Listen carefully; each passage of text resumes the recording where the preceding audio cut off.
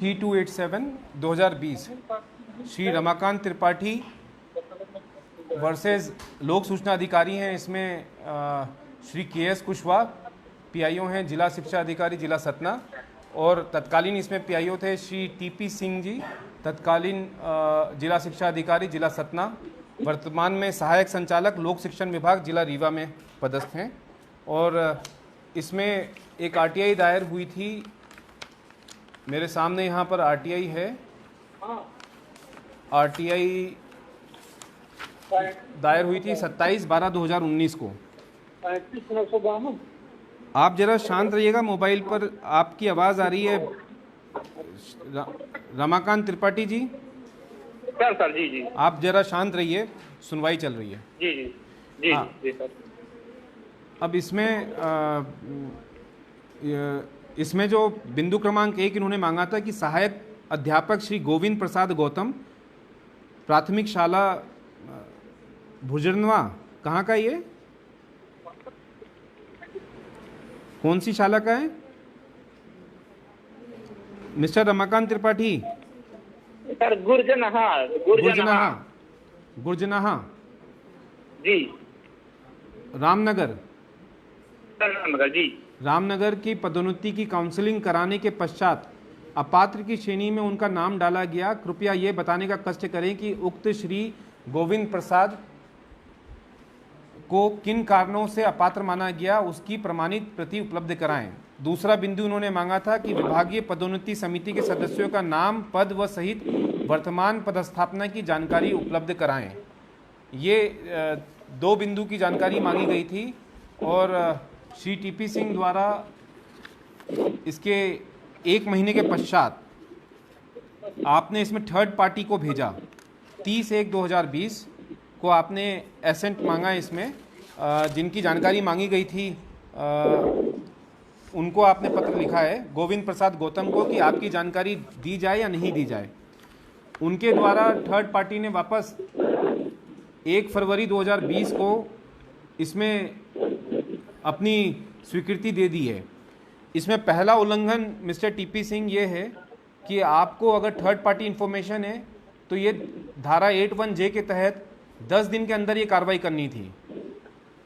Appeal आवेदन आने पर 10 दिन के अंदर आप धारा 11 के तहत आपको इनको ये प्रक्रिया पूरी करनी थी थर्ड पार्टी की। इसमें 10 दिन का उल्लंघन आपने किया है। पहली बात तो आपने थर्ड पार्टी का जो वो था वो वॉल्यूशन है। दूसरे बिंदु पर आते हैं, थर्ड पार्टी ने इसमें आपको दे दी जानकारी कि ये जानकारी दे दी जाए। उसके बाद फिर आपने इसमें जानकारी नहीं दी। आपने इसमें अपना इन्होंने कोई पत्र लिखा था। हाँ हाँ, फिर आपने मार्च में इनको पत्र लिखकर बताया कि आपकी द्वारा मांगी गई जानकारी जो है प्रश्नात्मक है। तो ये जो 2 बिंदुओं की जानकारी मांगी गई थी वो दोनों बिंदु आपको प्रश्नात्मक लगे, जिसमें एक तो ये भी है कि विभागीय पदोन्नति समिति के सदस्यों का नाम ये आपको प्रश्नात्मक लगा है। दूसरा, इनको अपात्र प्रश्नात्मक नहीं है, स्पष्ट भी नहीं था सर ये। जी ठीक है, ठीक है। कौन? मैं आ रहा हूँ आपकी स्पष्टता के इस पर भी आ रहा हूँ सर। अभी मैं आपसे सवाल पूछूंगा कि उसके बाद प्रथम अपील अधिकारी ने इसमें सुनवाई के लिए तिथि निर्धारित की, लेकिन कोई इसमें सुनवाई नहीं की गई। अब इसके बाद आपका कहना है कि ये जानकारी प्रश्नात्मक थी। जी। प्रश्नात्मक किस आधार पर थी? सर इसमें क्या होता है कि इसमें जो विभागीय पदोन्नति समिति होती है, तो 2 चीजें इन्होंने लिखी थी सर। बताइए। इसमें ये लिखा था कि विभागीय पदोन्नति मतलब पदोन्नति की कार्रवाई और काउंसलिंग की कार्रवाई, यस, ये दोनों अलग अलग कार्रवाइयां होती हैं सर। और इसमें जो विभागीय पदोन्नति समिति होती है वो पदोन्नति का काम करती है, काउंसलिंग का काम अलग करते हैं जिला शिक्षा अधिकारी के नेतृत्व में। पहला तो ये। दूसरा, इन्होंने पूछा कि कारण बताएं। तो सर कारण बताने के लिए देखिए, अब मैं पहले पॉइंट पर आऊँ। मैं आपको पहले पॉइंट पर आता हूँ। पहला पॉइंट आप सुन लीजिए। आपने कहा है कि काउंसलिंग और पदोन्नति की प्रक्रिया अलग अलग होती है। इन्होंने सिर्फ इतना लिखा है कि पदोन्नति की काउंसलिंग कराने के पश्चात पदोन्नति के बाद जो काउंसलिंग होती है, काउंसलिंग सर नहीं होती है। इन्होंने ये लिखा अलग होती है, काउंसलिंग अलग होती है। पदोन्नति के बाद काउंसलिंग होती है। जी सर, उन्होंने ये लिखा है पदोन्नति के बाद जो काउंसलिंग होती है, उन्होंने उसकी जानकारी मांगी थी। और जो जानकारी आपको प्रश्नात्मक लग रही है, वो जानकारी जो वर्तमान लोक सूचना अधिकारी है, उन्होंने वो जानकारी दे भी दी है, उनको प्रश्नात्मक नहीं लगी। तो ये तो अगर प्रश्नात्मक होगा तो लिखा है, उन्होंने लिखा है सर, उस समय की जो स्थिति थी उसके बारे में डिटेल दिया होगा उन्होंने कि स्थिति क्या थी। अगर सूचना आयोग या अपीली अधिकारी ये मानता है कि नहीं ठीक है, अगर ये प्रश्नात्मक नहीं है तो अपील में भी गए थे, तो अपील में भी इनको मिल जानी चाहिए थी। वहां से अगर निर्देश हो जाता तो मिल जाती सर, पर हमको जो लगा मैंने वो किया सर। अच्छा, आपको मालूम है आपकी ये सुनवाई जो है ये इसमें कारण बताओ नोटिस आपको 25,000 के जुर्माने का भी इशू हुआ है,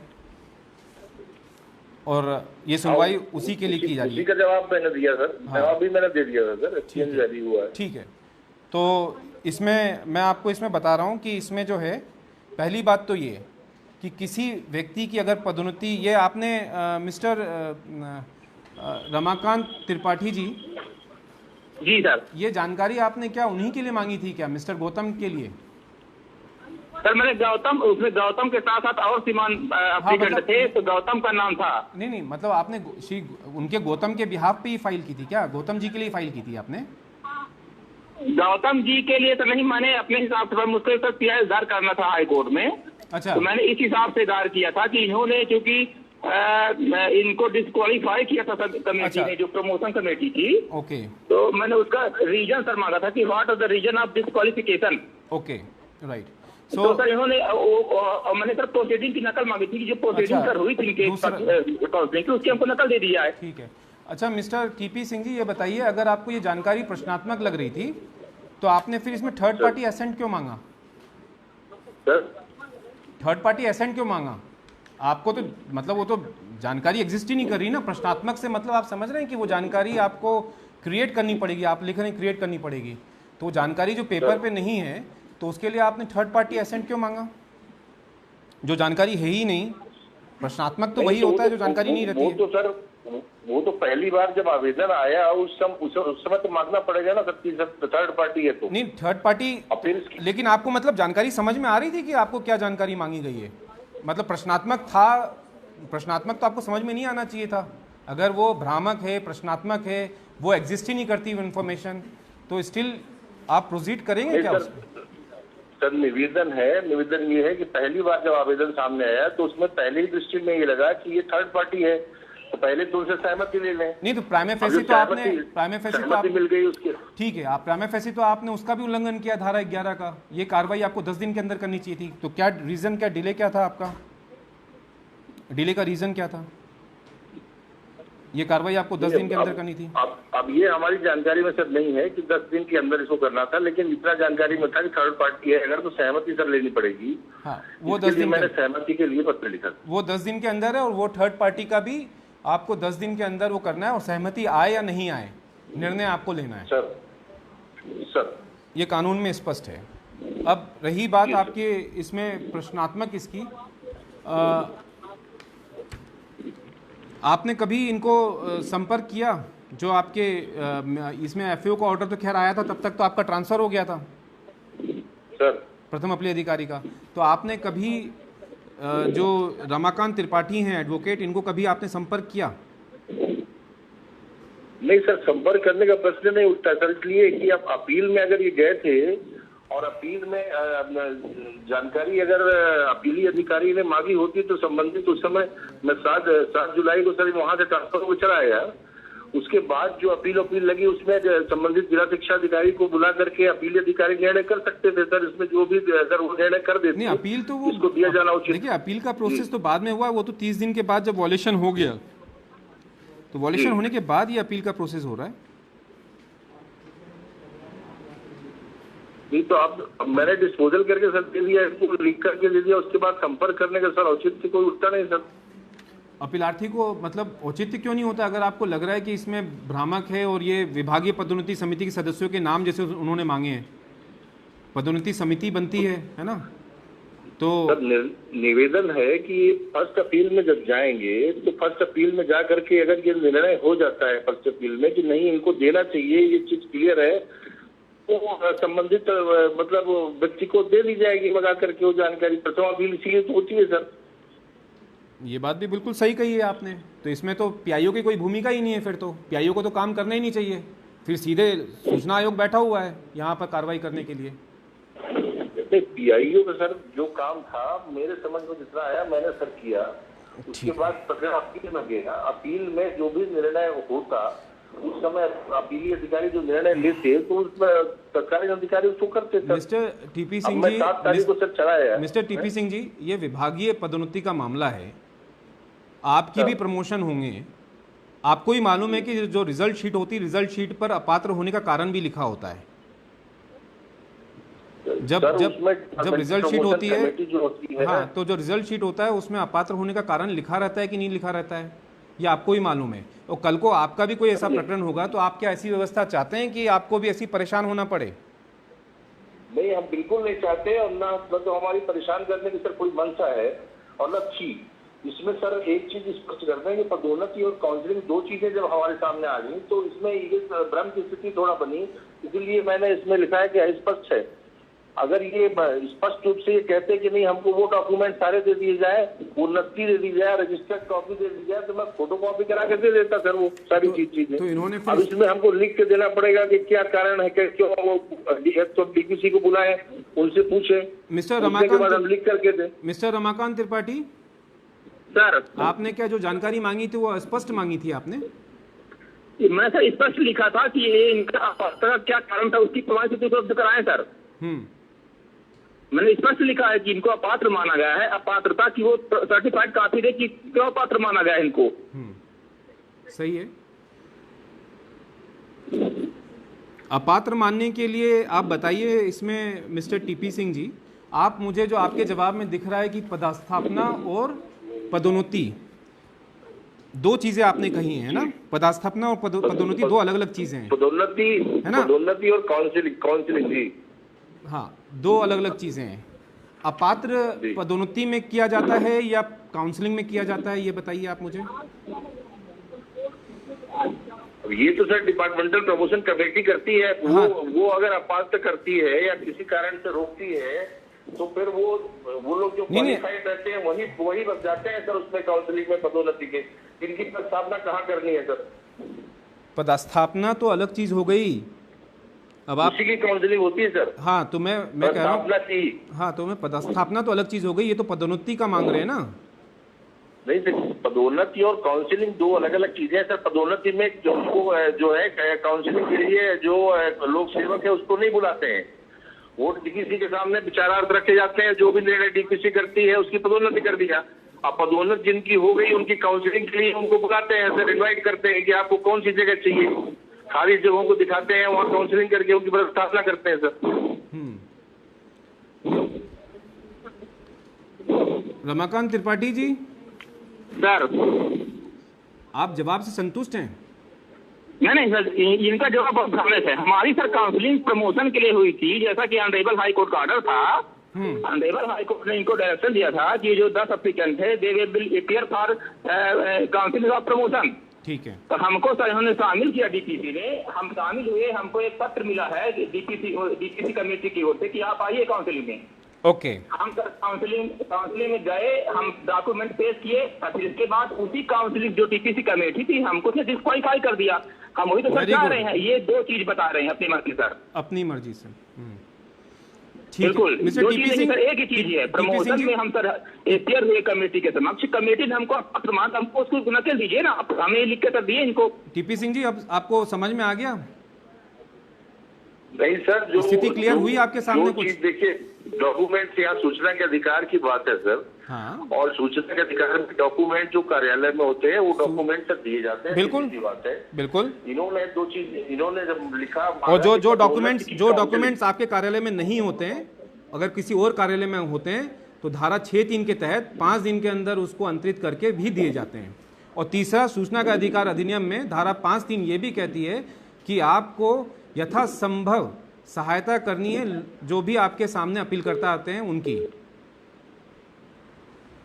सर निवेदन है कि अपील की और सूचना के अधिकार अधिनियम के बारे में जहां तक मैं आपको बता रहा हूं, सूचना के अधिकार अधिनियम में सर्वोच्च न्यायालय का एक फैसला है, वो भी मैं बता रहा हूं, अब आप फैसला भी सुन लीजिए। सर्वोच्च न्यायालय का धारा 3 के तहत जानकारी देना नियम है और धारा 8 के तहत जानकारी को नहीं देना वो एक अपवाद है, राइट।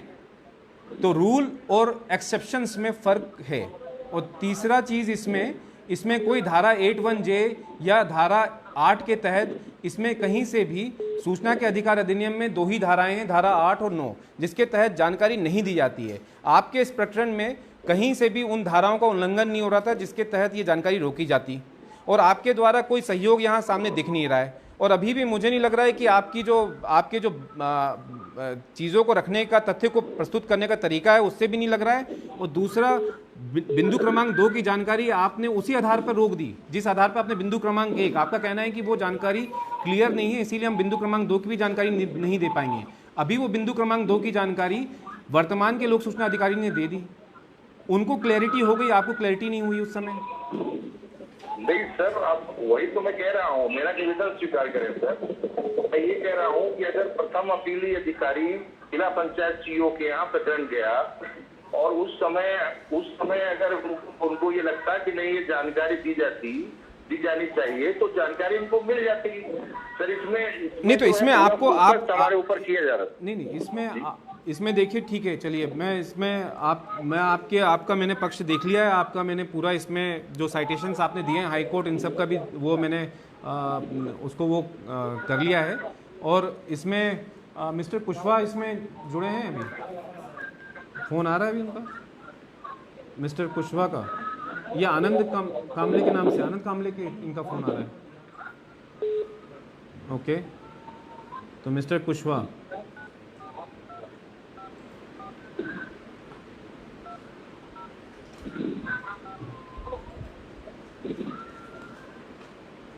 ठीक है।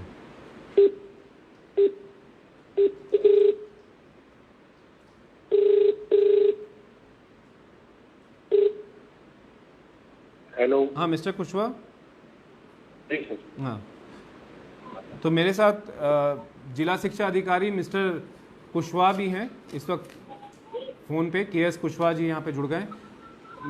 KS कुशवाहा जी, आपने बिंदु क्रमांक 2 की जानकारी अभी आपने दे दी है सर।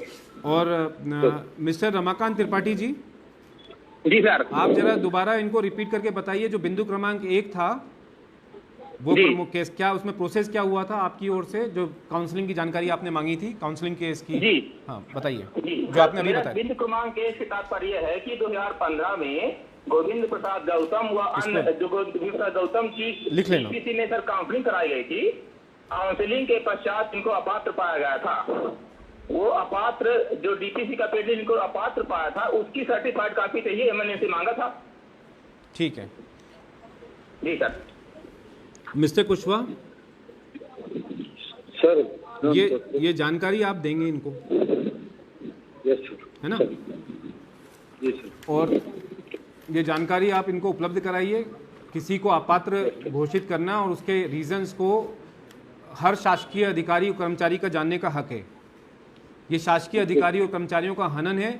अगर उनके खिलाफ हुई कार्रवाई या उनको प्रमोशन या उनके अगेंस्ट अगर कोई उनको अपात्र घोषित किया जाता है, उसकी जानकारी उनको नहीं दी जाती है। इस मामले में बिल्कुल ट्रांसपेरेंसी रखनी चाहिए।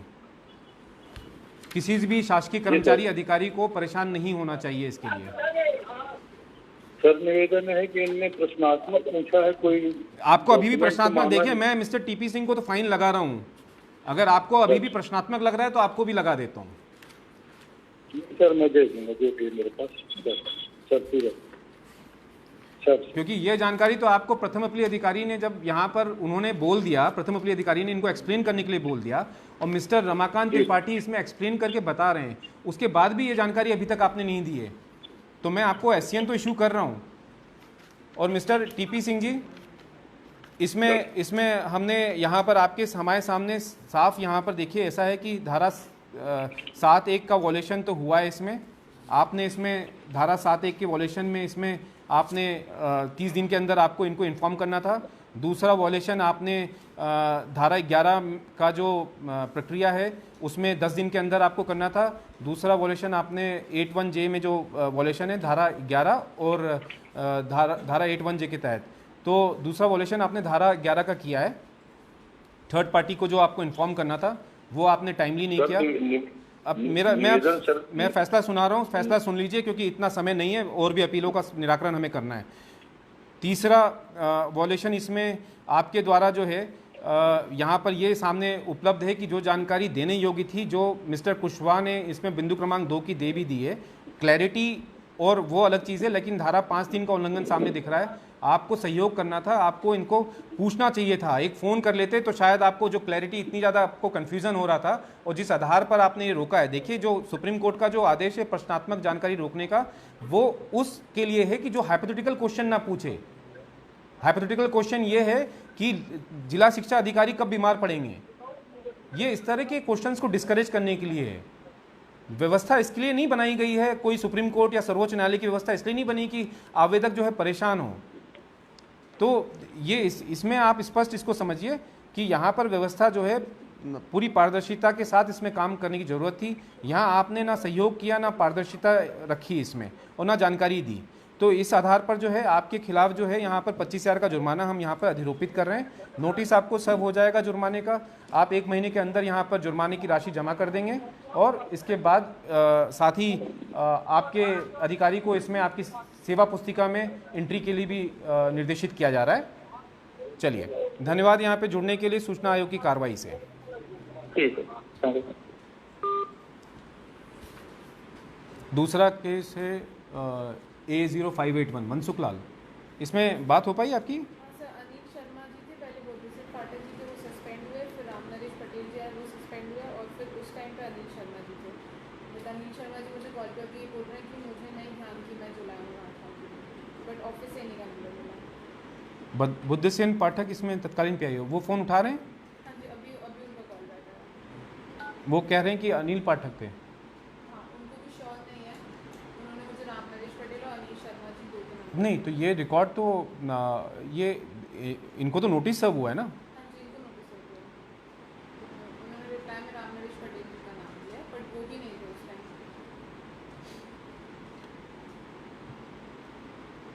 बुद्धसेन पाठक नहीं थे,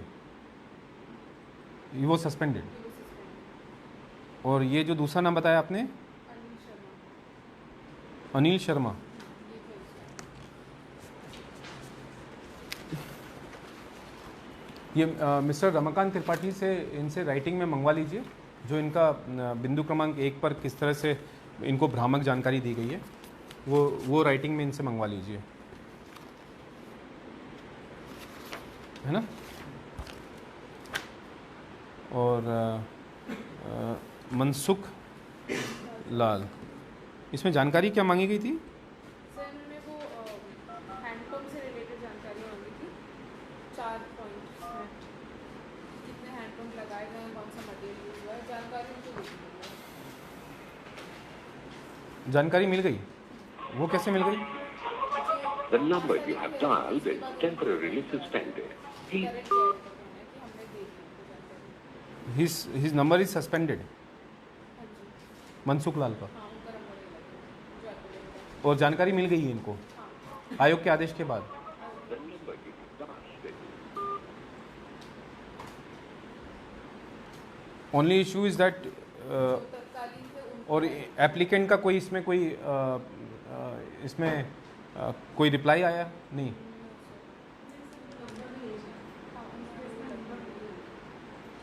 इसमें इनका रिप्लाई आ गया है कि जानकारी दे दी गई है, ये हम किस आधार पे कह रहे हैं? ये किस आधार पे कह रहे हैं कि मनसुख लाल को जानकारी मिल गई है? सर, जो आदेश के बाद जो उनका रिप्लाई आया था उस टाइम फाइल में जो लगा हुआ था कि दिया हुआ है रिप्लाई, बट देन कुछ उन्होंने डॉक्यूमेंट साथ में अटैच नहीं करा और व्हाट्सएप पे फिर आया और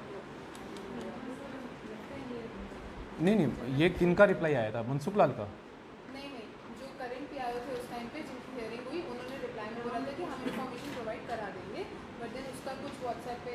ठीक है, उनके रिप्लाई पर वो करते हुए अगर इन केस अगर वो आते हैं तो धारा 18 में फिर मामला खुल जाएगा। अभी प्रकरण समाप्त कर दीजिए। उनके रिप्लाई पर की जानकारी इन्होंने, हाँ, वर्तमान PIO के इस पर पालन प्रतिवेदन सहमत होते हुए। ठीक है।